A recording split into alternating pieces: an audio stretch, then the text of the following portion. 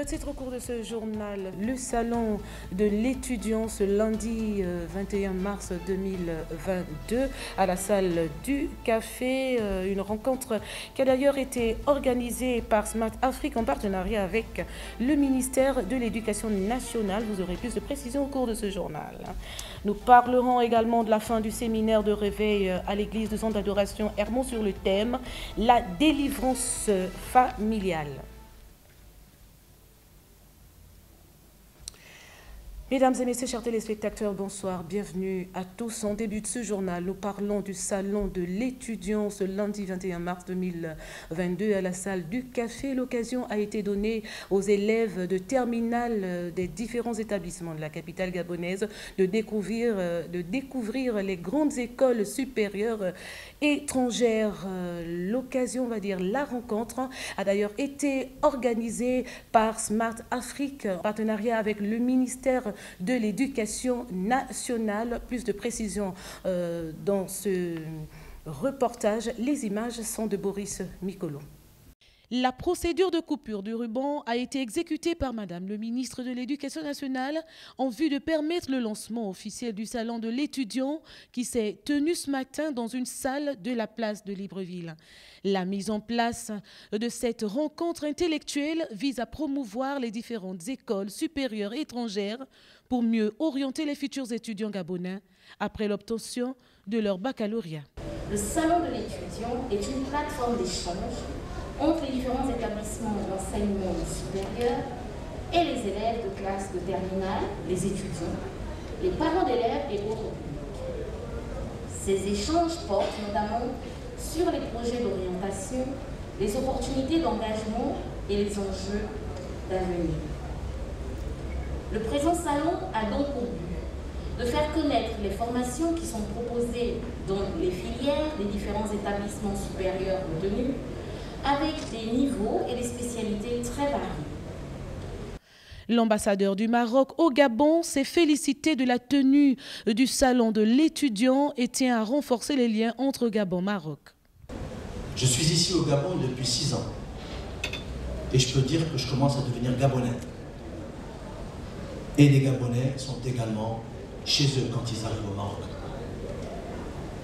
Nous avons pour obligation de vous chérir, de vous accompagner, de vous assister, de vous aider, comme vous le faites si bien pour nous les Marocains quand nous sommes présents au Gabon. Après ces différentes allocutions, place à la visite des stands des officiels. Ces derniers se sont enquéris des différentes écoles présentes sur les lieux. Parlons toujours du salon de l'étudiant rehaussé par Madame le ministre de l'Éducation nationale, Caméliane Tuntum. Certains élèves et encadreurs se sont d'ailleurs prononcés sur la question, le reportage. Les images sont d'ailleurs de Boris Mikolo. La plupart des élèves en fin de cycle rencontrent des difficultés juste après l'obtention de leur baccalauréat, surtout lorsqu'il s'agit d'une orientation pour la continuité dans leur parcours universitaire. Le salon de l'étudiant organisé par Smart Afrique en partenariat avec le ministère de l'Éducation nationale a donné l'opportunité aux élèves de venir s'imprégner des différentes filières issues des grandes écoles universitaires étrangères. Pour moi, le salon de l'étudiant est une bonne chose parce que ça me permet de m'orienter sur ce que je voudrais faire plus tard. Parce qu'après l'obtention du bac, je voudrais bien être entrepreneur ou aller dans une université pour faire une formation, poursuivre des études supérieures. Et bien qu'on ait des supérieurs à l'école qui nous orientent souvent, c'est souvent important d'aller vers les personnes même qui vivent à l'extérieur, là où nous souhaiterons aller pour pouvoir nous informer à travers la situation académique dans leur pays et la situation du taux de chômage et tout, pour pouvoir savoir, parce qu'on ne peut pas s'orienter, on ne peut pas s'aventurer dans un pays sans pour autant savoir ce qui se passe réellement là-bas. Donc pour moi, le salon de l'étudiant, c'est une bonne chose. Ça me permet de mieux m'informer avant de pouvoir partir et de mieux faire mon choix. Certains encadreurs d'établissements ne sont pas restés sans mots. Le but de notre visite ici, c'est simplement prendre attache déjà avec certaines écoles. Bon, en l'occurrence, l'agence Smart Africa, qui est spécialisée dans l'orientation des on va dire quoi, des futurs étudiants. Bon, pour notre cas de figure, vu que nous avons des élèves de terminale et qui, à partir de l'année prochaine, iront au supérieur, particulièrement pour ceux qui veulent s'expatrier. Mais il y a aussi des partenariats avec des écoles locales. Donc c'est pour que nos futurs étudiants, donc nos élèves de terminale, puissent avoir une idée déjà concernant les différentes filières. Dans ces différents stands, ce sont les responsables de certaines écoles universitaires de l'étranger qui ont édifié les lycéens sur les filières tout en vantant les mérites de leur structure éducative auxquelles ils appartiennent. Ici, il est question pour ces encadreurs de déceler l'efficacité de ces grandes écoles. Je dirais oui, étant donné que le gouvernement est impliqué, parce que c'est justement sous le patronage du gouvernement, et le gouvernement ne peut pas participer on va dire quoi, du moins ne peut pas s'engager dans un partenariat si au préalable ils n'ont pas vérifié la fiabilité. Donc de ce fait, oui, j'ai confiance. Le salon de l'étudiant a été un moment aussi important pour les lycéens en classe de terminale. Une initiative qui devrait se poursuivre pour que les futurs cadres de demain aient un élan assez remarquable juste après l'obtention de leur examen. Nous poursuivons ce journal pour parler de la sexualité chez les jeunes, qui fait d'ailleurs couler beaucoup d'encre et de salive. Les parents seraient démissionnaires de leurs tâches, selon certains. Dans ce reportage, les images sont de Boris Mikolo. La pratique du sexe chez les jeunes devient régulière. La jeunesse actuelle semble se perdre à travers certaines dépravations. Une attitude qui impute tort aux parents selon certains. Les parents ont les mains sur la tête parce qu'en réalité, ils ont démissionné. Ils ont démissionné parce qu'ils ont cru que nourrir l'enfant, l'habiller, lui donner un peu de quoi vivre et de quoi s'épanouir, c'était suffisant pour éduquer un enfant. Non, il faut aller de bout en bout, il faut être capable d'aller de bout en bout, il faut être capable de dire à l'enfant que ça c'est pas bien, ça c'est bien. Il faut être capable même de veiller. Veiller ici, pas surveiller, mais veiller, c'est-à-dire arriver dans la chambre de l'enfant, lui poser des questions. Est-ce que tu as un téléphone? Est-ce que tu devrais pas avoir un téléphone à mon insu? Parce que c'est pas bien si tu commences à faire les choses à l'insu de tes parents, ceux qui sont responsables de toi, c'est pas une bonne éducation, ainsi de suite, ainsi de suite. En fait, tout est lié dans l'éducation. Comme ce fut le cas dans certaines écoles de la capitale, le ministère de l'Éducation nationale gabonais devrait penser à organiser des séances de sensibilisation sur ces méfaits qui dérangent énormément la jeunesse. Aussi, placer des panneaux de sensibilisation dans différentes structures éducatives et dans des rues de Libreville. C'est d'ailleurs le souhait de certains. Il faudrait même faire des panneaux publicitaires où on peut voir sur un panneau que l'enfant ne doit pas précocement aller vers faire du sexe, comme on dit. L'enfant ne devrait pas. On devrait sensibiliser via les panneaux publicitaires, les tracts, les messages dans les téléphones, ainsi de suite. Les parents devraient de plus en plus avoir un regard particulier sur les leurs pour éviter les dérapages et que cette jeunesse prenne conscience de revenir auprès des parents pour bénéficier d'une éducation propre. Comme nous l'avons annoncé au sommaire de ce journal, la fin du séminaire de réveil à l'église du centre d'adoration Hermon sur le thème la délivrance familiale. Plusieurs familles sont d'ailleurs arrivées afin de recevoir les mystères de libération. Nous écoutons cette fois-ci Naomi Samba et Boris Mikolo pour plus de précisions. Faire partie de la famille de Dieu est le meilleur choix qui soit sur terre et un véritable privilège en ces temps difficiles. C'est donc là une des conditions du retour de la pluie, thématique développée par le révérend Gustave Ambendi au cours de la rencontre dominicale d'hier qui ponctue le séminaire de réveil organisé à l'église du centre d'adoration Hermon. Faire comme Josué dans les Saintes Écritures pour sa famille serait l'idéal. Si vous voulez échapper à la stérilité, au désert, à la sécheresse, il y a un seul endroit. Votre famille a une seule adresse désormais. C'est venir dans la maison du Seigneur, être connecté, alléluia, au roi, afin de recevoir la pluie. Quand la pluie descend, c'est pour mettre fin au désert. Quand la pluie descend, c'est pour mettre fin à la sécheresse.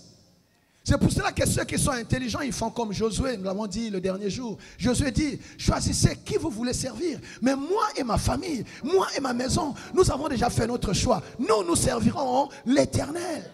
Même si d'autres, eux, ont fait des choix dont ils jugent bons, il revient aux enfants de Dieu de ne pas s'y conformer et choisir la bonne part. Que ceux qui vont dans les loges, c'est leur choix. Que ceux qui vont dans les sirènes et autres, c'est leur choix. Mais moi et ma maison, moi et ma famille, moi et mes enfants, moi et mes soeurs, moi et mes frères, moi et ma maison, nous servirons l'Éternel seul.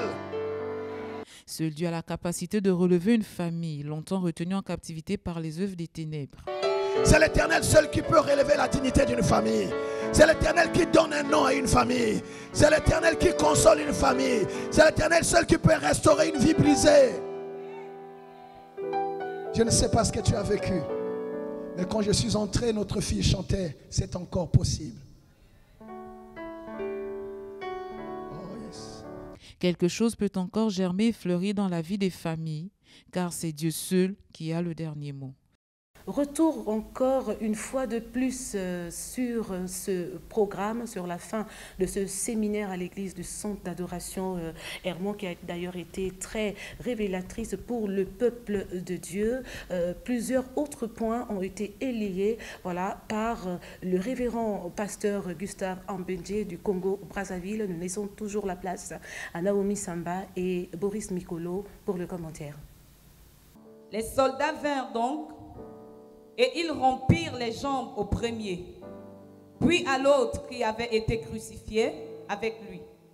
S'étant approchés de Jésus et le voyant déjà mort, ils ne lui rompirent pas les jambes. Mais un des soldats lui perça le côté avec une lance. Et aussitôt, il sortit du sang et de l'eau. C'est avec ce texte de Jean 19, 32 à 34 que le révérend Gustave Ambendje a rappelé aux enfants de Dieu les mystères de l'eau et du sang, symbole du Saint-Esprit. Alors même que l'Église s'apprête à célébrer la Pâque et la Pentecôte d'ici peu, il n'a pas manqué de rappeler l'importance de ces deux grandes forces de l'Église, représentées par l'eau et le sang, au cours de son intervention. Avec le sang de Dieu et l'eau de Dieu. Le sang, symbole de la Pâque. L'eau annonçant déjà la Pentecôte. Ce qui fait la force de l'Église, c'est la Pâque et la Pentecôte. L'Église est née à la Pâque, alléluia, et intronisée à la Pentecôte. C'est à la Pentecôte qu'elle reçoit la force. Vous êtes là? Et avec la Pâque et la Pentecôte, nous devenons imbattables sur la terre. C'est pour ça que celui qui nous combat, il faut qu'il soit capable de faire plus que ce que Jésus a fait à la croix pour nous. J'ai pas eu ton amen. Parce que la vie est dans le sang et qu'il parle plus fort que tout, les entités familiales peuvent être opposées à l'œuvre de la croix. À la sorcellerie de ta famille, tu peux opposer l'œuvre de la croix. Quelqu'un m'entend?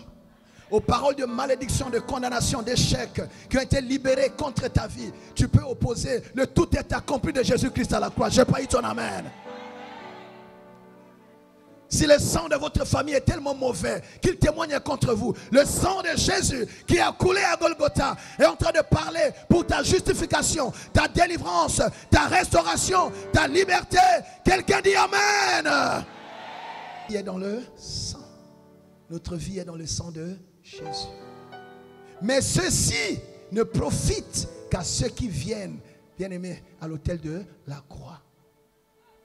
Il serait judicieux de rappeler que la délivrance familiale ne se limite pas qu'à l'écoute, mais surtout à la mise en pratique de la parole de Dieu, qui donne vie aux ossements desséchés. C'est la fin de cette principale édition d'information de 20h30, mesdames et messieurs. Merci de l'avoir suivi. Merci également à l'équipe technique qui m'a accompagné afin de vous servir tout au long de ce journal. Mais avant de nous séparer, je me fais le plaisir de vous rappeler les titres de ce journal.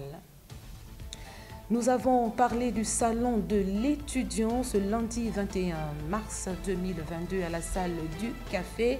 Une rencontre d'ailleurs organisée par Smart Afrique en partenariat avec le ministère de l'Éducation nationale. Et puis la fin du séminaire de réveil à l'église du centre d'adoration Hermon sur le thème la délivrance familiale. Plusieurs familles ont été émerveillées par les différents points qui ont été annoncés par le pasteur Gustave Ambende du Congo Brazzaville. Merci à vous, nous nous retrouverons demain à la même heure. Au revoir.